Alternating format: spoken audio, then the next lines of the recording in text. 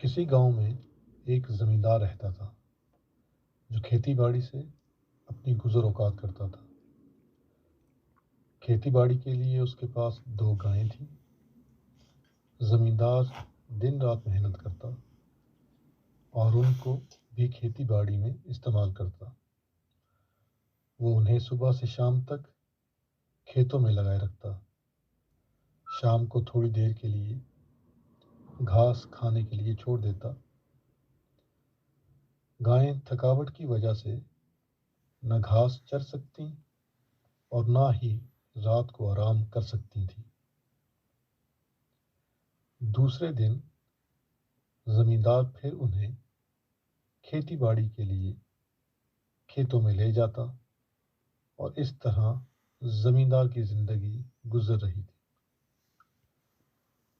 شروع میں گائیں جوان اور طاقتور تھیں۔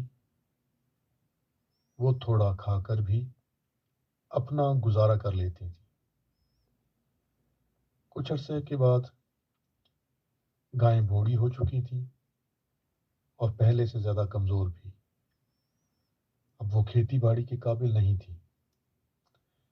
اسی دوران زمیندار کے پاس کچھ رقم جمع ہو چکی تھی اور اس سال اس کی فصل بھی کچھ زیادہ ہوئی، لہٰذا اس نے 2 بیل خرید لیے جو جوان بھی تھے اور طاقتور بھی۔ زمیندار نے بوڑھی اور کمزور گائیں آزاد کر دیں۔ یہ کمزور اور لاغر گائیں چلتے چلتے ندی کے دوسری طرف جا نکلیں، جہاں پر سرسبز و شاداب گھاس کے وسیع میدان تھے۔ یہ گھاس کھاتی اور قریبی ندی سے پانی پی کر سو جاتی۔ دیکھتے ہی دیکھتے یہ کمزور گائیں موٹی تازی ہو گئیں۔ اب یہ زیادہ طاقتور بھی تھیں اور خوش بھی، کیونکہ انہیں پہلے سے زیادہ خوراک مل رہی تھی اور دوسری طرف انہیں مشقت بھی نہیں کرنا پڑتی تھی۔ ان دونوں کی آپس کی دوستی بھی لازوال تھی۔ جہاں بھی جاتی اکٹھی جاتی، ایک دوسرے کی حفاظت کرتی۔ کچھ ہی عرصے بعد جنگل کے سارے جانور ان سے خوف کھانے لگے اور ان کے پاس جانے سے ڈرتے، یہاں تک کہ جنگل میں موجود شیر بھی ان کے قریب نہ آتے تھے۔ ایک دن ایک شیر ان کے پاس آیا اور اس نے ان میں سے ایک پر حملہ کر دیا، کیونکہ یہ ایک دوسرے کی حفاظت بھی کرتی تھی اور ایک دوسرے کی مدد بھی۔ ان دونوں نے مل کر شیر پر حملہ کر دیا اور دیکھتے ہی دیکھتے شیر کو بھگا ڈالا۔ کچھ عرصے بعد ایک بار پھر شیر کے جی میں انہیں کھانے کا خیال آیا، تو بجائے طاقت کے اس نے لومڑی کے ساتھ مل کر ایک منصوبہ بنایا کہ وہ انہیں کھانے میں میری مدد کرے۔ لومڑی نے کہا، میری چالاکی کے سامنے بڑے بڑے ڈھیر ہو جاتے ہیں، یہ تو پھر بھی بھولی بھالی گائیں ہیں۔ اور یہ کہہ کر وہ چلی گئی۔ لومڑی ان میں سے ایک کے پاس گئی اور اپنا منہ اس کے کان کے قریب لا کر بغیر کچھ کہے واپس آ گئی۔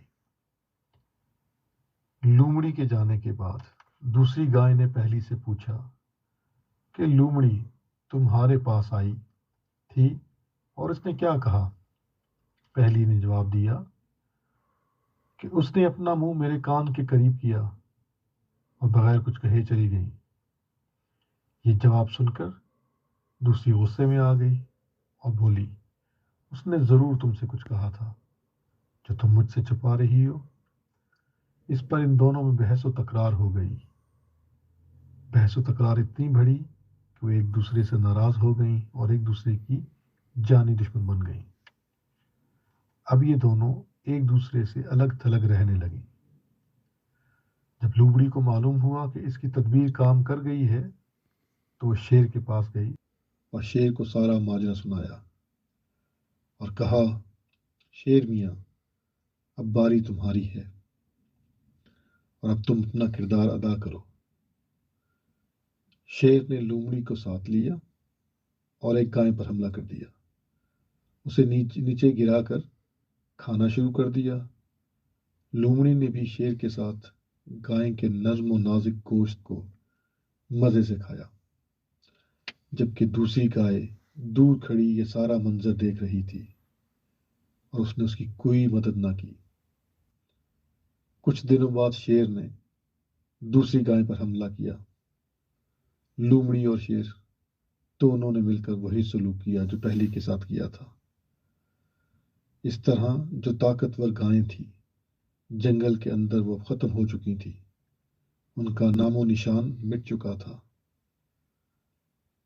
اس سے ہمیں یہ سبق ملتا ہے کہ اتفاق میں برکت ہے، نا اتفاقی اور خواہ مخواہ کا شک نہ صرف دوسروں کو بلکہ ہمیں خود کو بھی تباہ اور برباد کر دیتا ہے۔